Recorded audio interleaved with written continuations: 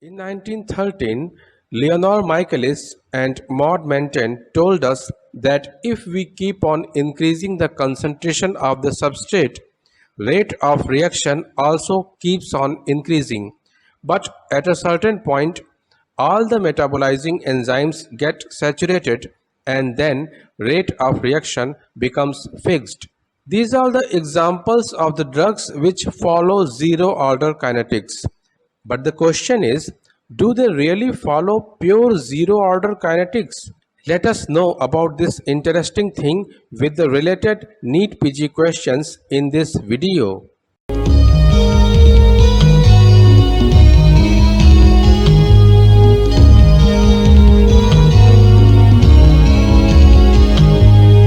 Hello friends, as we know that drugs and other exogenously administered substances are excreted by first order kinetics. In this kinetics, a constant proportion is excreted in unit time.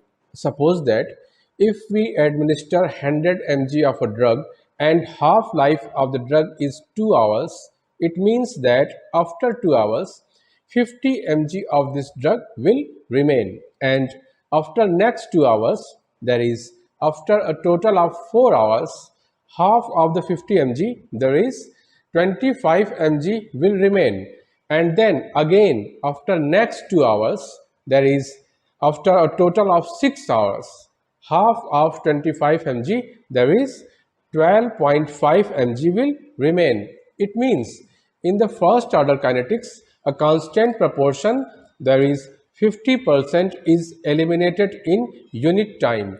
Now let's take a question based on this fact. Elimination after 3 half-lives in first order kinetics is 12.5%, 75%, 87.5% and 94%. So after first half-life, 50% is eliminated, and after second half-life, 25% is eliminated, and after 3 half-lives, half of the 25%, there is 12.5% is also eliminated. So after 3 half-lives, 50 plus 25 plus 12.5, there is a total of 87.5%. So the option C is correct here. There is 87.5% of the drug will be eliminated. Similarly, the next question is, drug remaining in the body after 3 half-lives is 12.5%, 75%, 87.5% and 94%. So right now we have discussed that after 3 half-lives, 12.5% will remain. So the option A is correct here. But if we keep on increasing the amount of the substrate gradually, then at a certain point, all the metabolizing enzymes get saturated, and after this, a fixed amount, not fixed proportion, rather a fixed amount is eliminated in unit time. Now, elimination of more amount is not possible because all the enzymes have got saturated at this point.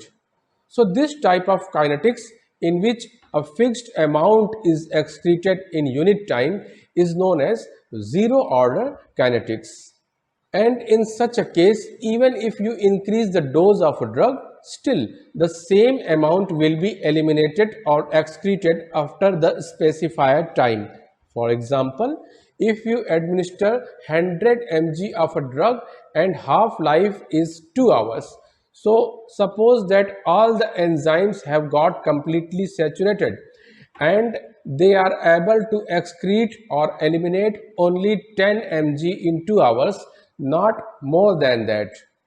Then in such a case, after 2 hours, 90 mg will remain.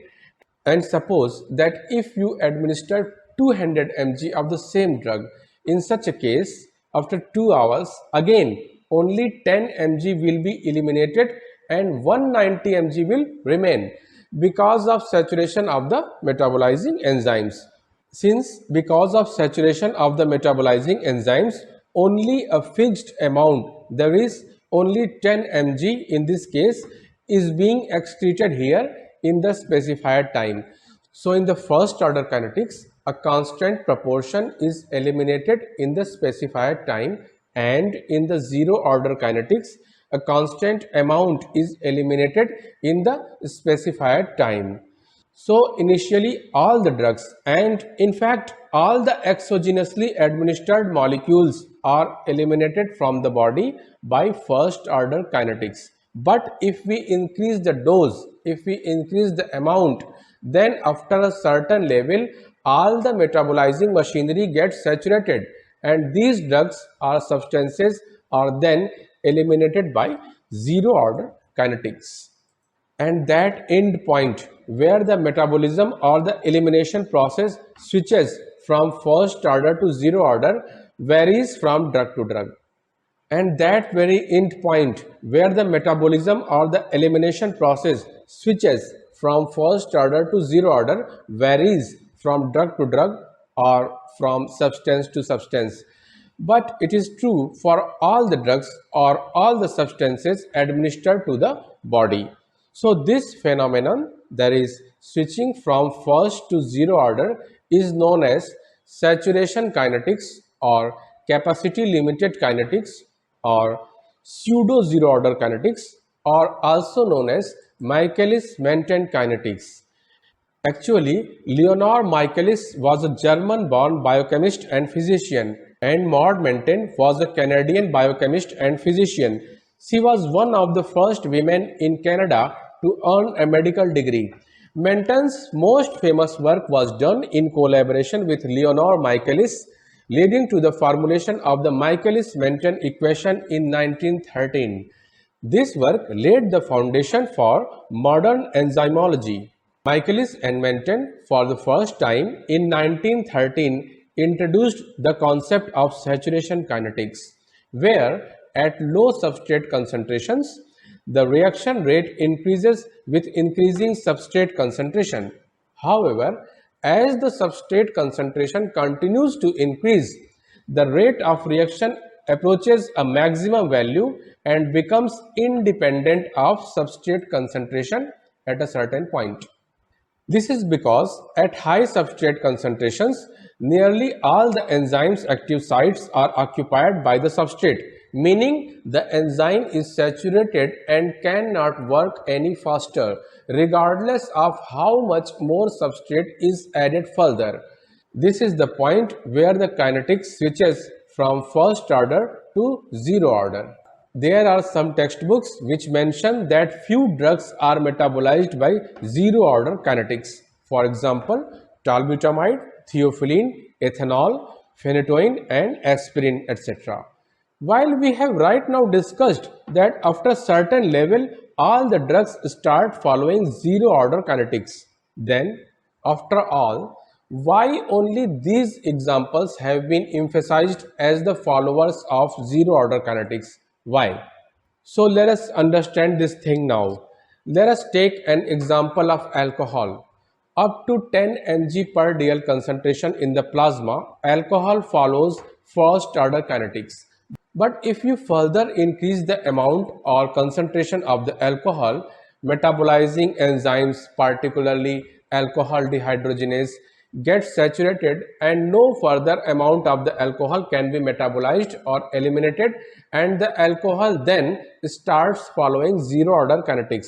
There is only a fixed amount of the alcohol is eliminated in unit time, and effects of the alcohol on the body becomes visible between the concentration of 20 and 30 mg per dl usually, and at these concentrations alcohol follows zero order kinetics. So the effects of the alcohol on the body, mainly because of this zero order kinetics, are visible to us.